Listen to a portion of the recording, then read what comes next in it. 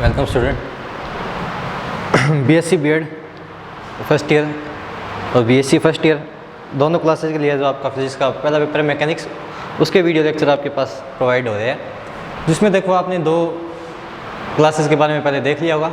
जिसके अंदर last class जो थी अपनी वो थी सदिशों के निरूपण के बारे में, यानी अगर कोई निर्देश फ्रेम है, निर्देश तंत्र है, उसके अंदर आप सदिशों को किस प्रकार निरूपित करते हो, जैसे स्थिति सदिश, बल सदिश, त्वरण सदिश और वेग सदिश। इन सदिशों को आपने किस प्रकार निरूपित किया वो आपने देख लिया। उसके बाद आता है निर्देशांक रूपांतरण समीकरण, जो आपका अगला टॉपिक है। उसमें देखो क्या करना होगा। उसमें आपके पास देखो कि निर्देशांक रूपांतरण समीकरण क्या होते हैं। अगर मान लो आप कहीं पे खड़े हो, ठीक है, प्लेटफॉर्म पे खड़े हो, एक प्लेटफॉर्म पे आप कुछ नोटिस कर रहे हो, जैसे अगर आपके पास ये प्लेटफॉर्म है जिसके ऊपर आप खड़े हो, ठीक है, और यहाँ पे आपके पास ट्रेन, रेल ट्रैक है जिसके ऊपर ट्रेन जा सकती है, ठीक है। आप यहाँ पे प्लेटफॉर्म पे खड़े हो कि किसी चीज़ को देखते हो, किस चीज़ को, कि यहाँ पे कोई दूसरा आदमी है जो क्या कर रहा है, मान लो कुली है जो किसी सूटकेस को क्या कर रहा है, खींच रहा है, जो क्या कर रहा है, किसी सूटकेस को खींच रहा है। एक कुली है जो किसी सूटकेस को खींचता है, उसके ऊपर 10 न्यूटन बल लगाता है। कितना बल लगाता है? 10 न्यूटन बल लगाता है, जिसकी वजह से उसके अंदर विस्थापन होता जाता है। कितना हो जाता है? विस्थापन होता जाता है, या 10 न्यूटन बल लगाने के कारण उसमें 2 मीटर पर सेकंड का वेग उत्पन्न होता है। ये एक भौतिक घटना है, एक भौतिकीय घटना है। क्या है कि एक कुली है जो 10 न्यूटन का बल लगाता है और उसके अंदर 2 मीटर पर सेकंड का वेग उत्पन्न हो जाता है। कौन देख रहा है? मान लो मैं देख रहा हूँ यहाँ पे खड़ा होकर, किसके ऊपर? प्लेटफॉर्म पे।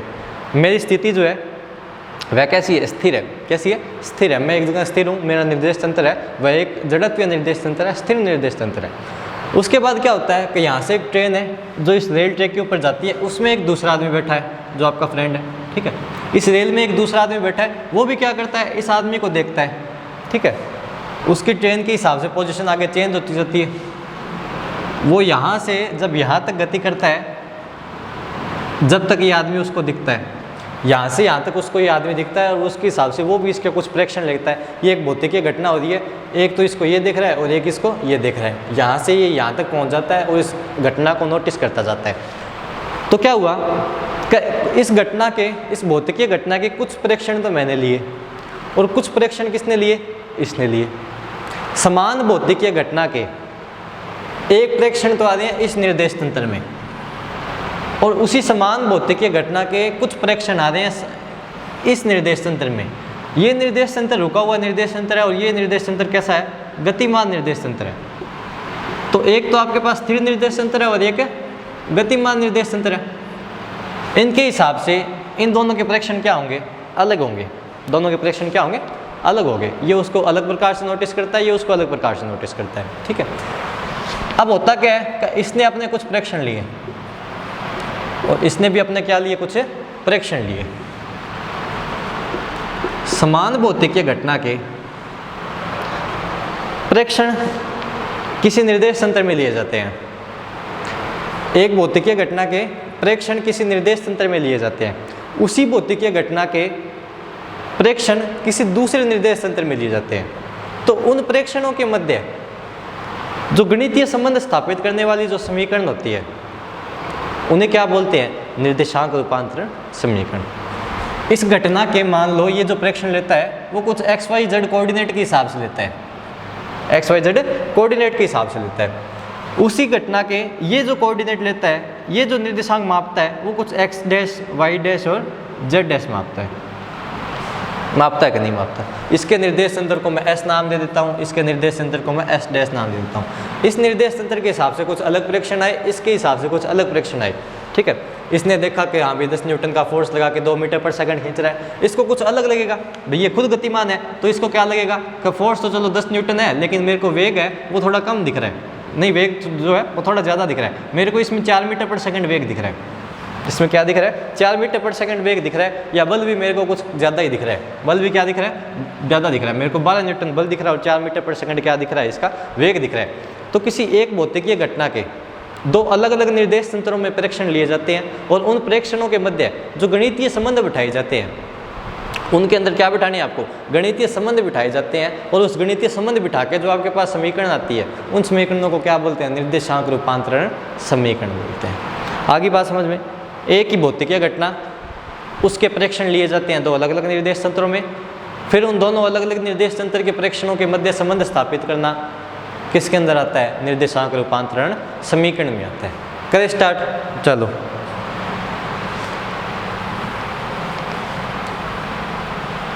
इसमें आपके अलग अलग केस होंगे। पहली बात तो आपको ये नोट करनी होगी कि इसमें निर्देश तंत्र कितने होंगे भी? 2 निर्देश तंत्र होंगे। आपके पास कितने निर्देश तंत्र? आपके पास 2 निर्देश तंत्र है। अब उन 2 निर्देश तंत्रों की स्थिति है, अवस्था है, वो कुछ भी हो सकती है।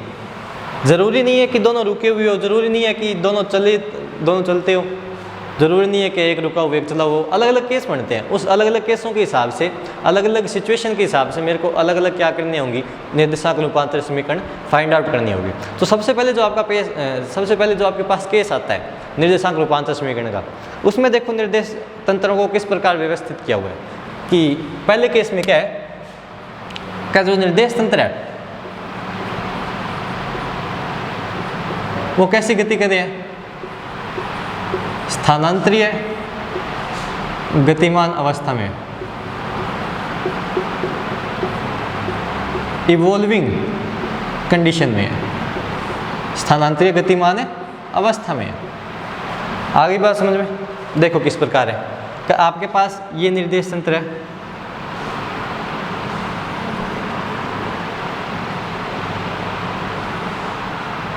ये इसका x कोऑर्डिनेट, ये y कोऑर्डिनेट और ये इसका z कोऑर्डिनेट। एक आपके पास निर्देश तंत्र एक और है,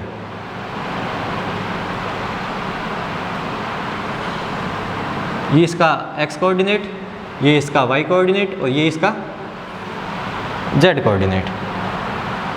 ठीक है, इसको मैं मान लेता हूँ s निर्देश तंत्र। ये जो पहला है इसको मैंने क्या माना? s निर्देश तंत्र। ये दूसरा जो निर्देश तंत्र है इसको मान लिया मैंने s प्राइम। ये जो डैश होता है, ये जो थोड़ा होता है, ये सीधा नहीं होता, थोड़ा टेढ़ा होता है, इसको बोलते हैं प्राइम। ठीक है, इसके जो कोऑर्डिनेट होंगे वो भी प्राइम की फॉर्म में होंगे, x प्राइम, y प्राइम और z प्राइम। आगे बात समझ में? इसके अक्ष कुछ इस प्रकार होंगे।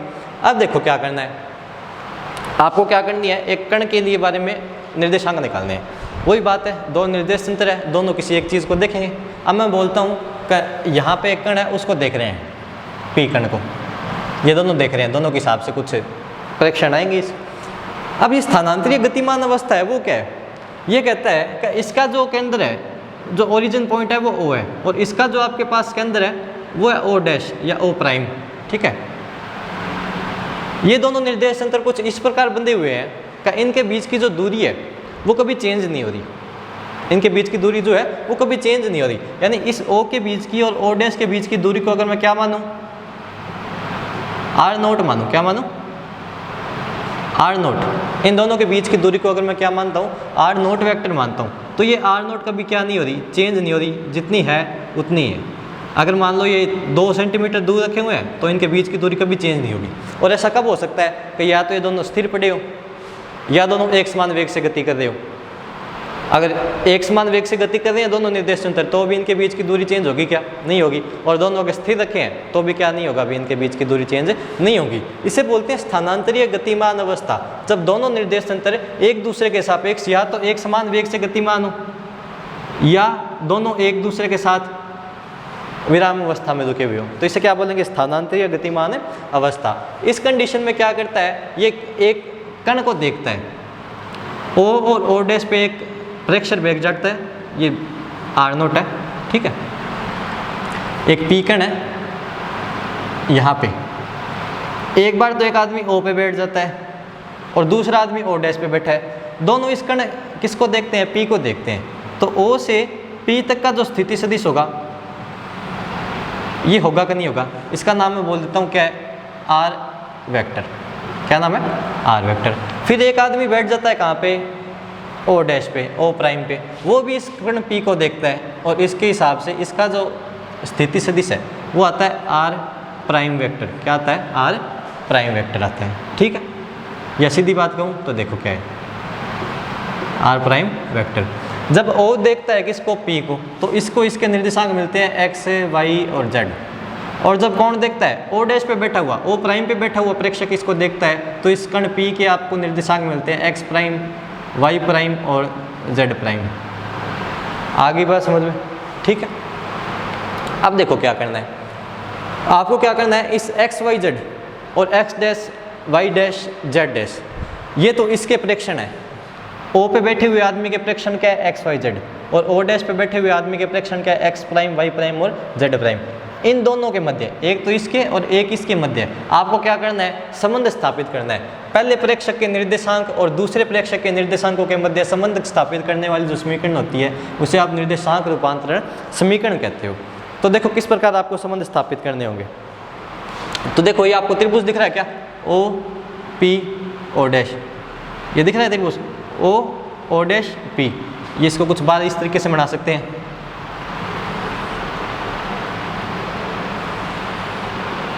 ये ओ है, ये ओ डैश है, और ये कौन सा पॉइंट है, पी है, ठीक है। यहाँ पे ओ से ओ डैश तक के बीच की दूरी है, ये ये कितनी है, आर नोट वेक्टर। ये जो है ओ से पी तक का, ओ से पी तक ये कितना है, आर वेक्टर है। और ओ डैश से पी तक की जो डिस्टेंस है या ओ डैश से पी तक का जो स्थिति सदिश है वो आर प्राइम वेक्टर है। ये आपको दिख रहा है। इसमें त्रिभुज नियम लगाओ, कौन सा किसके इक्वल होगा, हेड टू हेड कौन जुड़े हुए हैं, एक तो ओ पी जुड़ा हुआ है और एक ओ डैश पी जुड़ा हुआ है। तो इसमें अगर आप त्रिभुज योग नियम लगाते हो तो देखो किसके इक्वल होगा, जो ओ पी है, जो ओ पी है, ओ पी वेक्टर वो किसके इक्वल होगा, O dash plus O dash P, O dash plus O dash P vector के इक्वल होगा। होगा कि नहीं होगा। ओ डैश कितना है, आर नोट, तो कितना आ गया, R naught vector. O dash P कितना है, R prime vector, R prime vector. और ओ पी डैश कितना है, ओ पी कितना है अभी आपके पास, आर वेक्टर। तो यहाँ से देखो अगर आप आर नोट का मान निकालना चाहो तो कितना आ सकता है, R minus R prime vector, या आर प्राइम का निकालना चाहो तो कितना आ सकता है, R minus R naught vector. ये दोनों आपके पास समीकरण बनती है। इस समीकरण को मैं नाम देता हूँ ए वेक्टर। यानी दूसरे प्रेक्षक ने जब देखा, दूसरे निर्देश तंत्र ने जब इस कण को देखा तो स्थिति सदिश आया R dash vector, R prime vector, और उस आर प्राइम वेक्टर का मान कितना होगा, R minus R naught vector. R prime क्या है, दूसरे निर्देश तंत्र में बैठे हुए प्रेक्षक द्वारा कण पी का लिया गया स्थिति सदिश। एस डैश निर्देश तंत्र में बैठे प्रेक्षक द्वारा कण पी का लिया गया स्थिति सदिश आर प्राइम है। आर क्या है, कण निर्देश तंत्र एस में ओ बिंदु पर बैठे हुए प्रेक्षक का पी कण के लिए स्थिति सदिश। आर नोट क्या है, निर्देश तंत्र एस और निर्देश तंत्र एस प्राइम के बीच की दूरी आपकी क्या है, आर नोट है। यहाँ से आपके पास ये संबंध व्युत्पन्न होता है किसके निर्देशांकों के मध्य में, एक तो एस निर्देशांक के, एस निर्देश तंत्र के निर्देशांक, और एक एस प्राइम तंत्र के निर्देशांक, दोनों के मध्य जो संबंध है वो आपका ये है। ये तो आ गया स्थिति संबंध के मध्य, ये तो आ गया किसका, स्थिति का। इस समीकरण को बोलते हैं स्थिति रूपांतरण समीकरण।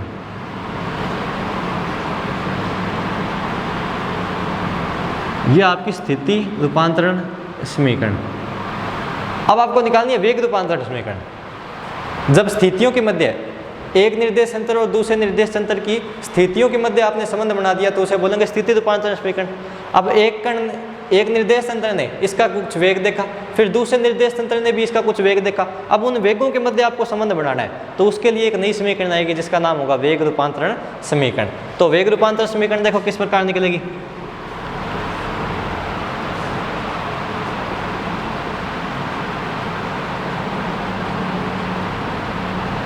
आपके पास एक इक्वेशन आई है, दिख गई क्या आपको, ये वाली। इसमें आर प्राइम क्या है, निर्देश तंत्र एस प्राइम से कण पी का लिया गया स्थिति सदिश, ठीक है। आर नोट क्या है, दोनों निर्देश तंत्रों के बीच की दूरी। अब देखो वेग रूपांतर समीकरण के लिए, वेग रूपांतर समीकरण में आपको पता है कि वेग होता क्या है, किसी कण की स्थिति में समय के सापेक्ष परिवर्तन क्या कहलाता है, वेग कहलाता है। अब आपका जो ए वेक्टर है, जो आपकी ए समीकरण है, ए समीकरण का समय के सापेक्ष क्या कर दो, अवकलन कर दो। समय के सापेक्ष अवकलन करना भी क्या होगा,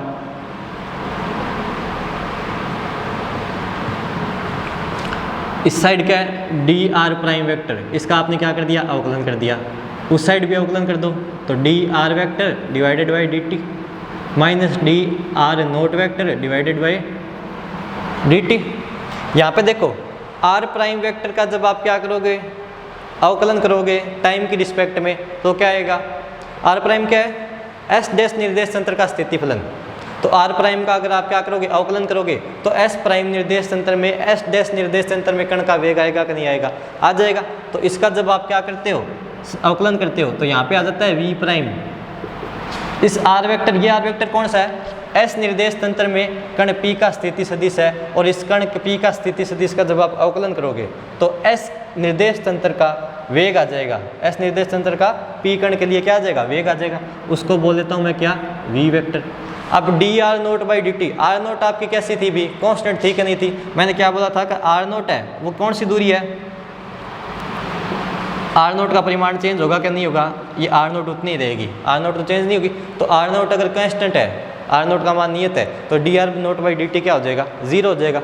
तो यहाँ से आपके पास एक समीकरण आ जाती है V prime equal to V vector, इसे बोलते हैं वेग रूपांतरण समीकरण।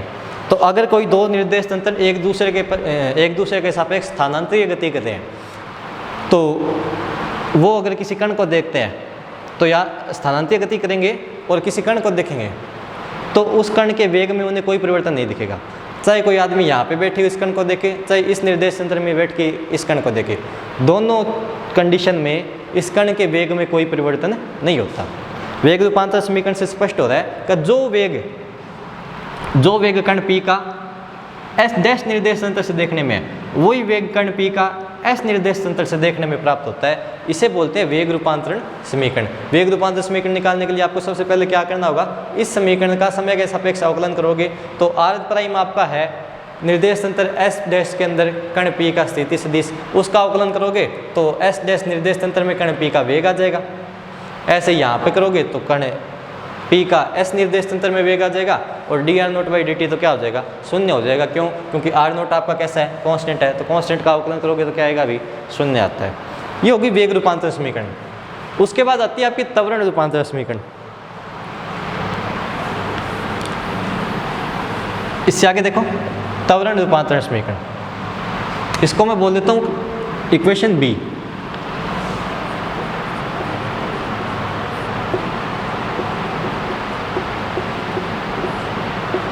त्वरण रूपांतर समीकरण में क्या होता है, त्वरण क्या होता है, किसी कण के वेग का समय के सापेक्ष अवकलन, या समय के सापेक्ष किसी कण के वेग में परिवर्तन क्या कहलाता है, त्वरण कहलाता है।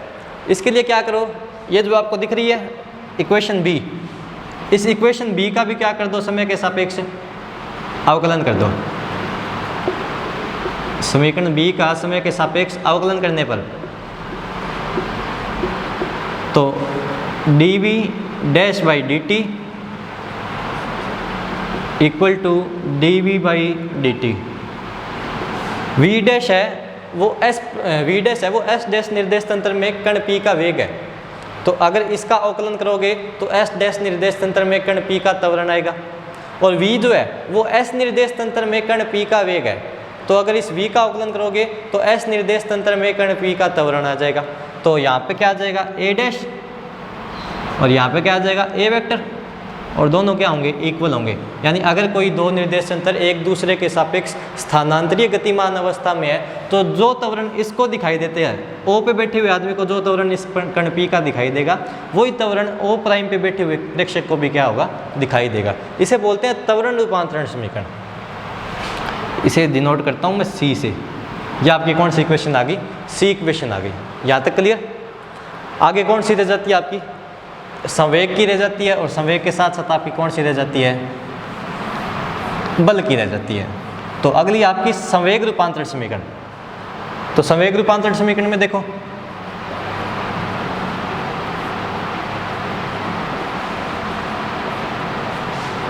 संवेग रूपांतरण समीकरण में क्या होता है, अगर किसी कण के वेग को उसके द्रव्यमान के साथ गुणा कर दिया जाए, अगर किसी कण के वेग को उसके द्रव्यमान के साथ गुणा करवा दिया जाए, तो उस कण का संवेग आ जाता है। उस कण का क्या आ जाता है, संवेग आ जाता है, जिसे किससे डिनोट करते हैं, P से शो करते हैं।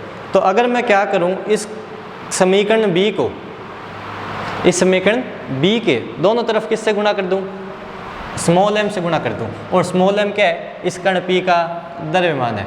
एक बात बताओ, अगर मान लो यहाँ पे प्रेक्षक बैठा हुआ है, यहाँ पे प्रेक्षक बैठा हुआ है, चाहे ये दौड़ रहे हो चाहे एक जगह स्थिर बैठे हुए हो, दोनों को इसका द्रव्यमान तो सेम ही दिखेगा, का द्रव्यमान भी अलग दिखेगा। भी आदमी ये थोड़ी है उसको छोटा दिखेगा, उसका बड़ा दिखेगा, उसको द्रव्यमान कम लगेगा, उसको ज़्यादा लगेगा। दोनों निर्देश तंत्रों में इस कण का जो द्रव्यमान है वो तो सेम ही देगा। मान लेता हूँ मैं इसका द्रव्यमान क्या है, स्मॉल m है, तो मैं क्या करता हूँ, इस समीकरण b के दोनों तरफ, समीकरण b के दोनों तरफ गुणा कर देता हूँ किसका, स्मॉल m का। तो इस साइड क्या है, v प्राइम, तो m का गुणा कर देता हूँ v प्राइम वेक्टर से, और इस साइड क्या है, v वेक्टर, तो इस साइड भी m का गुणा कर देता हूँ। m गुणा v प्राइम, निर्देश तंत्र s प्राइम के वेग का, निर्देश तंत्र s प्राइम के वेग का गुणा अगर कण के द्रव्यमान के साथ कर दिया जाए तो निर्देश तंत्र s प्राइम के अंदर कण का क्या आ जाता है, संवेग आ जाता है। इस कण का संवेग कौन से निर्देश तंत्र में, s प्राइम के अंदर कितना होगा, मान लेता हूँ p प्राइम होगा। कितना होगा, p प्राइम। अगर कण के वेग का, अगर कण का s निर्देश तंत्र में वेग, किसी कण के वेग का कौन से निर्देश तंत्र में, s निर्देश तंत्र में, s निर्देश तंत्र में कण के वेग का गुणा अगर उसके द्रव्यमान से कर दिया जाए कण के, तो क्या आ जाएगा, s निर्देश तंत्र में कण का क्या आ जाएगा, संवेग आ जाएगा। जिसे किससे डिनोट करूंगा, p से डिनोट करूंगा। तो अगर कोई दो निर्देश तंत्र एक दूसरे के सापेक्ष स्थानांतरीय गतिमान अवस्था में है तो दोनों कंडीशन में उस कण का वेग भी समान रहता है, उसका त्वरण भी समान रहता है, उसका संवेग भी क्या रहेगा, समान रहेगा।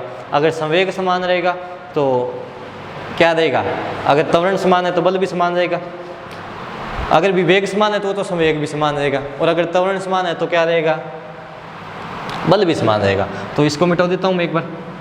अगली आपकी जो है वो कौन सी है, बल रूपांतरण समीकरण।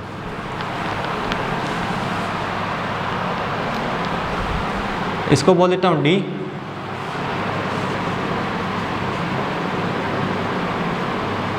बल रूपांतरण समीकरण क्या होती है, अगर किसी न्यूटन के द्वितीय नियम के अनुसार अगर किसी कण के त्वरण को उसके द्रव्यमान के साथ गुणा करवा दिया जाए तो उस कण पे लगने वाला बल प्राप्त हो जाता है। तो आपके पास इक्वेशन सी है, इस इक्वेशन सी किसकी है, त्वरण की है। इस समीकरण सी के दोनों तरफ किसका गुणा करवा दिया जाए, स्मॉल m का गुणा करवा दिया जाए, तो इस साइड क्या है, m इंटू ए प्राइम, उस साइड m इंटू ए वेक्टर। ए प्राइम क्या है, s डैश निर्देश तंत्र में कण का त्वरण, ए क्या है, s निर्देश तंत्र में कण का त्वरण। s निर्देश तंत्र में कण का त्वरण है, उसका गुणा क्या करवा दिया जाए, द्रव्यमान से करवा दिया जाए, तो ये क्या आ जाएगा, s डैश निर्देश तंत्र में कण के ऊपर लगने वाला बल, जिसको मैं डिनोट करता हूँ f प्राइम से। और अगर a वेक्टर यहाँ पे क्या है, कण के ऊपर लगने वाला त्वरण किस निर्देश तंत्र में, s। अगर s के अंदर s निर्देश तंत्र पे कण पे लगने वाले त्वरण का गुणा अगर उसके द्रव्यमान से करवा दिया जाए तो ये क्या आ जाएगा, s निर्देश तंत्र में कण पे लगने वाला बल, जिसको मैं शो करता हूँ f वेक्टर से। यहाँ से आपके पास एक नई समीकरण आती है जिसका नाम है E। इसको क्या बोलते हैं अभी, बल रूपांतरण समीकरण। तो अगर एक समान स्थानांतरीय गति करेंगे तो उसकी 5 समीकरण बनती है। पहली थी r prime vector equal to r vector minus r naught, दूसरी है v prime equal to v vector, और तीसरी आपके पास ये, चौथी वो, और पांचवी है। ठीक है, ये होती है आपके निर्देशांक रूपांतरण समीकरण। अब इसके बाद कुछ और केस बनेंगे, और केसों को तो अपन आगे देखते हैं कि कौन कौन से केस होंगे आपके पास। देखो तो आगे कि आपने कर लिया एक समान स्थानांतरीय गति करते हुए निर्देश तंत्रों के मध्य निर्देशांक रूपांतरण समीकरण।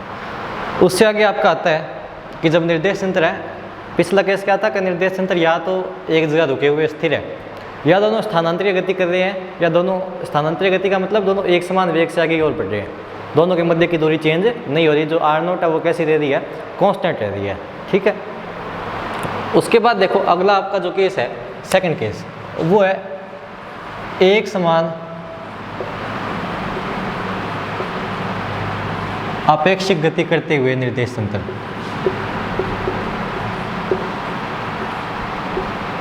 एक समान अपेक्षिक गति करते हुए निर्देश तंत्रों के मध्य निर्देशांक रूपांतरण समीकरण फाइंड आउट करनी है। एक समान अपेक्षी गतिमान अवस्था का मतलब क्या हुआ कि एक निर्देश तंत्र या तो स्थिर होगा, एक निर्देश तंत्र क्या होगा, स्थिर होगा, और दूसरा निर्देश तंत्र है वो उससे एक समान वेग से क्या जा रहा है, दूर जा रहा है। एक निर्देश तंत्र से दूसरा है जो है वो एक समान अपेक्षिकीय वेग से, अपेक्षिकीय का मतलब है इसकी अपेक्षा में वो दूसरा गतिमान है। अपेक्षा जब करते हो तो मतलब एक स्थिर अवस्था में और दूसरा क्या है, गतिमान अवस्था में है, और गतिमान अवस्था भी कैसी है, एक समान वेग वाली है। जब ये यहाँ से एक निर्देश तंत्र से दूसरा निर्देश तंत्र जब दूर होता जाएगा तो उसका जो वेग होगा वो क्या होगा, एक समान होगा। उसको आप डिनोट करते हो इसके अंदर। उसके अंदर आपको निर्देशांक रूपांतर समीकरण करनी है, ठीक है। अब देखो कैसे करना है आपको। पहले तो ड्रॉ करते हैं निर्देशांक रूपांतर समीकरण में, निर्देश तंत्र ड्रॉ करते हैं, कैसे होंगे।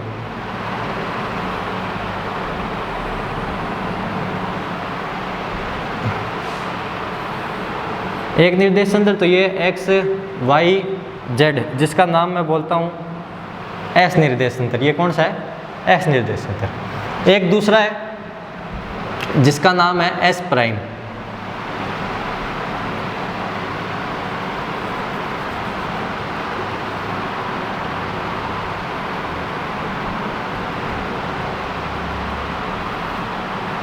एक ही आपके पास S प्राइम निर्देश तंत्र, ठीक है। ये इसका हो गया x प्राइम, ये हो गया y प्राइम, और ये क्या हो गया, z प्राइम। इसका जो ये केंद्र होगा, ओरिजिन है, इसको मैंने बोल दिया O प्राइम, ठीक है। अब इनके मध्य की जो दूरी है वो पिछले केस में तो क्या थी, एक समान थी। पिछले केस में अगर r0 थी तो वो r0 चेंज नहीं हो रही थी, एक समान वेग था। इसको सही से ड्रॉ करते हैं पहले।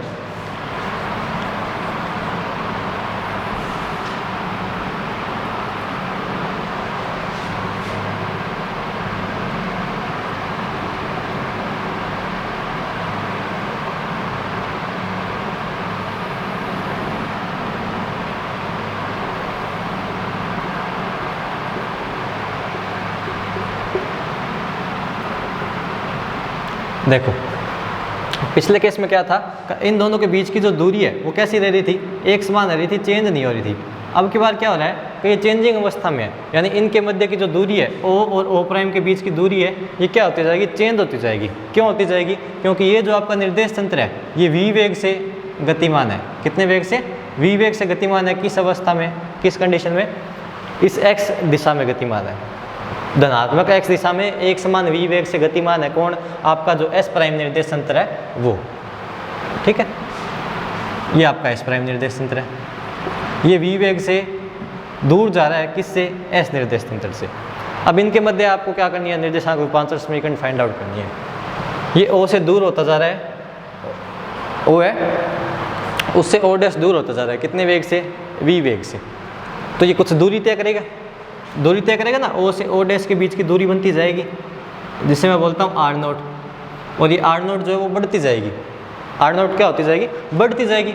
अगर अपन फॉर्मूला लगाएं कि दूरी का फॉर्मूला क्या होता है, दूरी का फॉर्मूला क्या होता है अभी आपका, वेग बटा समय।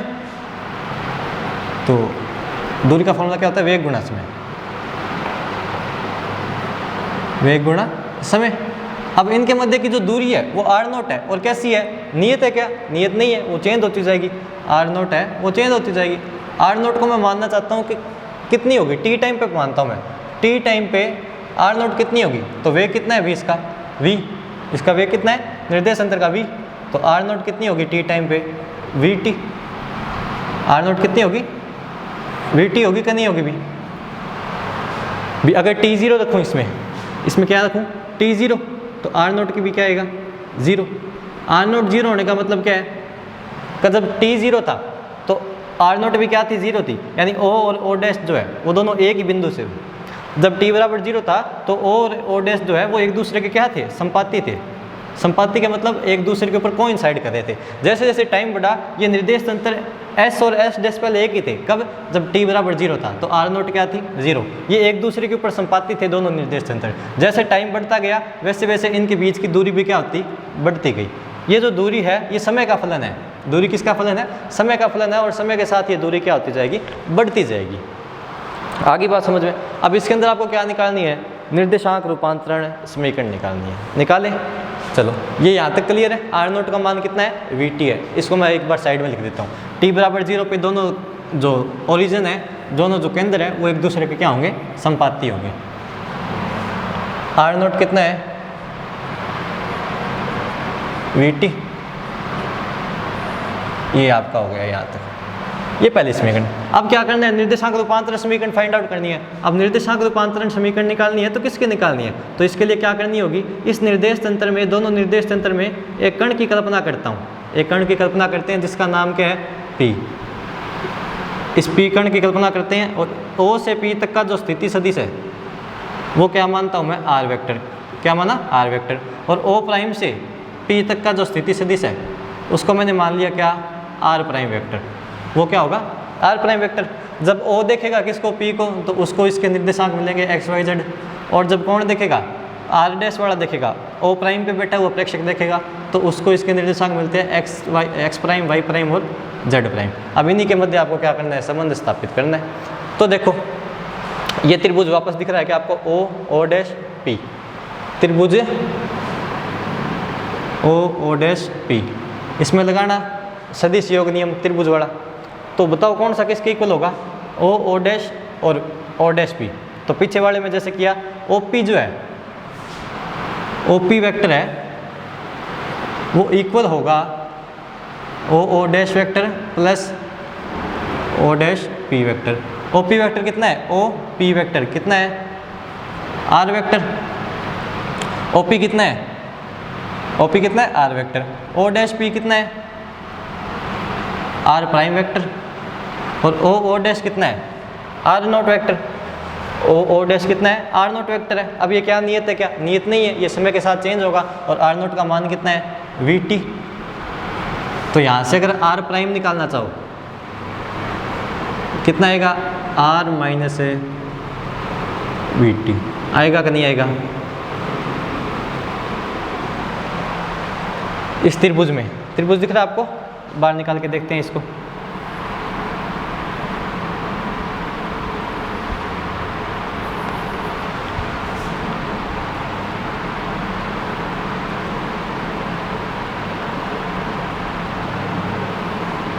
इसमें ये ओ है, ओ डैश है और ये पी है। तो आपको पता है O dash plus O dash P किसके इक्वल होंगे, ओ पी के इक्वल होंगे, जिनका मान आपको पता है। ये कितना है, आर नोट है, आर नोट का मान आपको वी टी दे रखा है। ये कितना है, आर प्राइम है और ये कितना है, आर वेक्टर है। यहाँ से ओ पी जो है वो किसके इक्वल होगा, R naught plus R dash के इक्वल होगा। और आर नोट का मान कितना है, वी टी। तो वी टी यहाँ पर लिख दिया प्लस आर प्राइम लिख दिया। ये आ गई आपकी कौन सी, समीकरण ए। इस समीकरण ए को क्या नाम दूंगा, ये आपकी स्थिति रूपांतरण समीकरण, जब दोनों निर्देश फ्रेम एक समान अपेक्षित गति कर रहे हो। अब एक बात बताओ, ये आर प्राइम है वो क्या होता जाएगा, समय टी के साथ चेंज होता जाएगा कि नहीं होता जाएगा, समय टी के साथ चेंज होगा कि नहीं होगा, होता जाएगा। जैसे जैसे वी बढ़ेगा, जैसे जैसे इन दोनों के बीच की दूरी बढ़ेगी, आर प्राइम भी चेंज होता जाएगा, क्योंकि इसमें टी का फलन आ गया, अब टाइम आ गया। पिछली जो इक्वेशन करके आए हैं, जब स्थानांतरित गति वाले करके आए हैं, उसमें जितनी भी समीकरण आई वो समय के सापेक्ष क्या थी, नियत थी। समय के सापेक्ष उनमें कोई बदलाव नहीं आ रहा था, इसलिए उन समीकरणों को बोलते थे समय अनाश्रित समीकरण। कैसे समीकरण बोलते थे, समय अनाश्रित। और ये जो समीकरण है इसके अंदर टाइम का फलन आ रहा है, यानी टाइम के साथ साथ इन समीकरणों का मान भी चेंज होता जाएगा, इसलिए इन समीकरणों को बोलते हैं समय आश्रित समीकरण। ये समय पर डिपेंड करेगी, वो समय पर डिपेंड नहीं करती थी, ये समय पर डिपेंड करेगी। अब देखो ये तो होगी आपकी स्थिति रूपांतरण समीकरण। इसके बाद क्या आती है, वेग रूपांतरण समीकरण।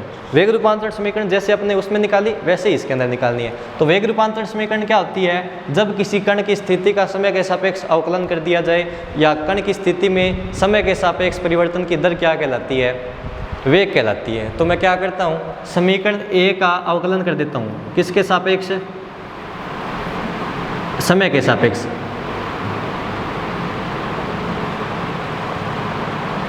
समय टी के सापेक्ष। तो अगर समीकरण ए का समय टी के सापेक्ष अवकलन करता हूँ तो देखो क्या आएगा, D R prime divided by D T, यहाँ पे D R vector divided by D T minus we T है, डी बाई डी टी और वी वैक्टर टी। अब एक बात बताओ, v और t में से किसका अवकलन होगा, v का होगा कि t का होगा। v तो आपको पता है कांस्टेंट है, और v एक समान गतिमान अवस्था है कि नहीं है, ये एक समान गति से जा रहा है, v का मान चेंज नहीं हो रहा, एक समान है।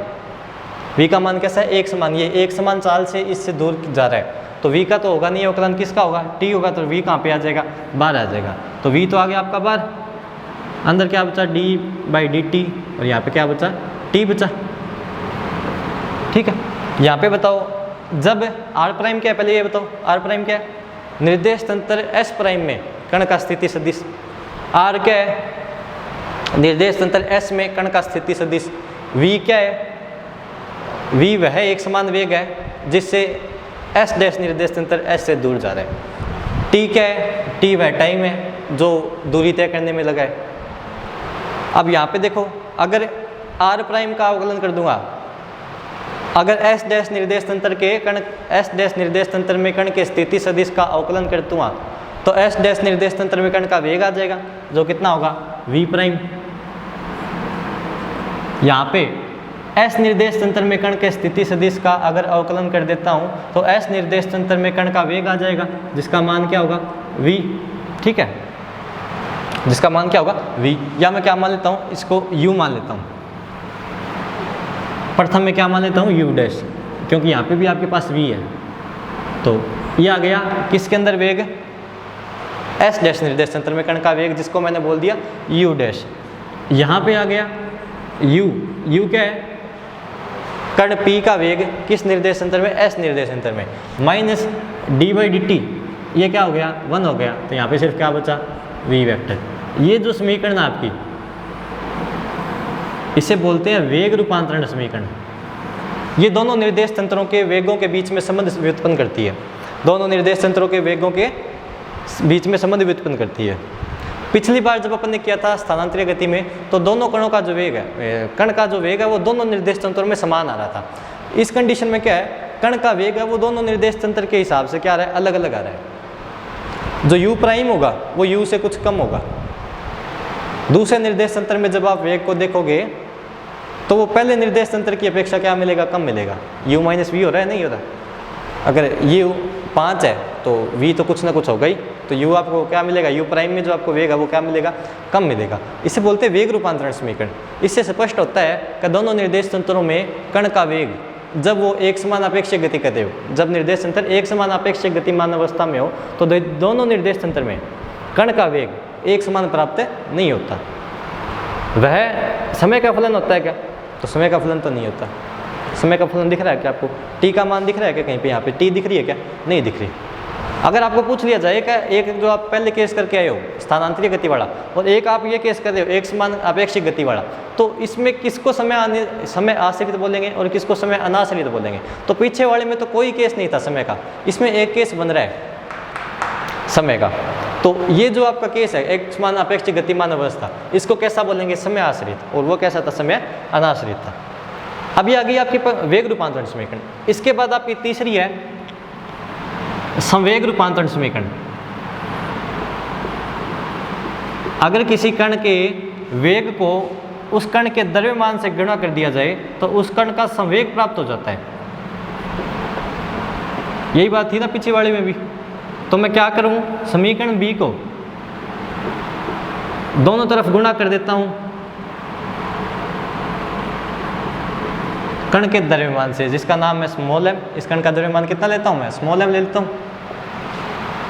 गुणा करो तो m u dash equal to m u minus m v। अब u v आपको पता है क्या है, u प्राइम क्या है, u डैश क्या है, कण का वेग किस निर्देश तंत्र में, s डैश निर्देश तंत्र में। u क्या है, कण का वेग किस निर्देश तंत्र में, s निर्देश तंत्र में। v क्या है, v वह वेग है जिससे s डैश निर्देश तंत्र s से दूर जा रहा है। तो यहाँ से बताओ क्या आएगा, m u dash s dash निर्देश तंत्र में कण का वेग, s डैश निर्देश तंत्र में कण के वेग को कण के द्रव्यमान से गुणा कर दिया जाए तो s डैश निर्देश तंत्र में कण का संवेग आ जाएगा। ये काफ़ी लाइंस बन रही है एक तरीके से, लेकिन आप इनको समझो कि u डैश है s डैश निर्देश तंत्र में कण का वेग, अगर उसको कण के द्रव्यमान से गुणा कर दिया जाए तो s डैश निर्देश तंत्र में कण का संवेग आ जाएगा। s डैश निर्देश तंत्र में कण का क्या आ जाएगा, संवेग आ जाएगा, जिसे मैं बोलता हूँ p डैश। क्या बोलता हूँ, p डैश। यहाँ पे एस निर्देश अंतर में कण के वेग को उसके द्रव्यमान से गुणा कर दूंगा तो एस निर्देश अंतर में कण का संवेग आ जाएगा, जिसे मैं बोलता हूँ P minus M V vector, जो कुछ एक अलग भौतिक राशि होगी जिसका नाम कुछ नहीं होगा, क्योंकि यहाँ पे v क्या है, कण का वेग तो है नहीं, v क्या है, निर्देश अंतर का वेग है, उसको कण के द्रव्यमान से गुणा करोगे तो कोई नई राशि नहीं आएगी, किसी का संवेग नहीं आएगा। ठीक है, तो ये क्या बन गई भैया आपकी समीकरण C, इसे बोलते हैं संवेग रूपांतरण समीकरण। ठीक है, क्या बोलते हैं, संवेग रूपांतरण समीकरण। स्थानांतरित गति करेंगे तो जो संवेग S में है वही S डैश में है। अगर एक समान अपेक्षित गति करेंगे तो दोनों निर्देश तंत्र के अंदर कण का संवेग अलग अलग मिलेगा। पिछवाड़े केस में तो समान मिल रहा था, लेकिन इस कंडीशन में कण का संवेग है वो दोनों निर्देश तंत्रों में अलग अलग प्राप्त होगा। स्पष्ट दिखाई दे रहा है आपको किस समीकरण से, C से। P प्राइम है वो S डैश निर्देश तंत्र में कण का संवेग है, और P जो है वो कण का संवेग है S निर्देश तंत्र में, और इसमें से कुछ माइनस हो रहा है, तो S प्राइम निर्देश तंत्र में कण का संवेग S निर्देश तंत्र में कण के संवेग से कुछ कम प्राप्त होता है। आगे बात समझ में। इसके बाद अगर R निकालना चाहो तो त्वरण रूपांतरण समीकरण बताना भी, इसको मिटा दूं, इसको मिटाने के बाद देखो अगले आपको इसको अलग लिख लेता हूं मैं, P dash equal to P minus M V vector. अगला आपका त्वरण रूपांतरण समीकरण।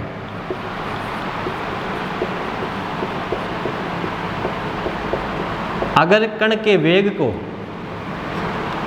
समय के सापेक्ष अवकलित कर दिया जाए, अगर कण के वेग को समय के सापेक्ष अवकलित कर दिया जाए, या कण के वेग में समय के सापेक्ष परिवर्तन की दर त्वरण कहलाती है, जिसे किससे शो करता हूँ, या तो स्मॉल a से,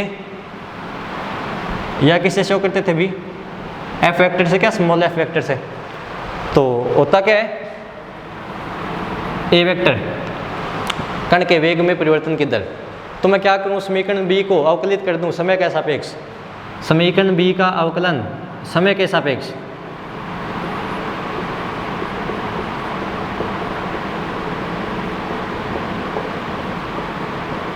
समय t के सापेक्ष, तो करो du prime by D T equal to du by D T minus dv by D T कर दिया।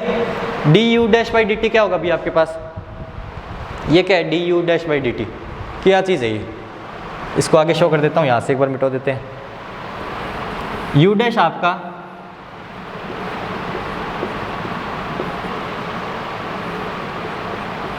u डैश है कण का वेग s डैश निर्देश तंत्र में।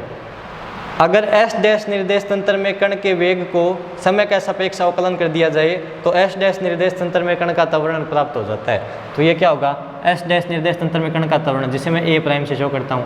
u है s निर्देश तंत्र में कण का वेग, इसका अवकलन करूंगा तो s निर्देश तंत्र में कण का त्वरण उत्पन्न हो जाएगा, जिसे मैं कहता हूँ a वेक्टर। अब एक बात बताओ, v जो है, v क्या है, v इस s डैश निर्देश तंत्र का वेग है और कैसा है, एक समान है।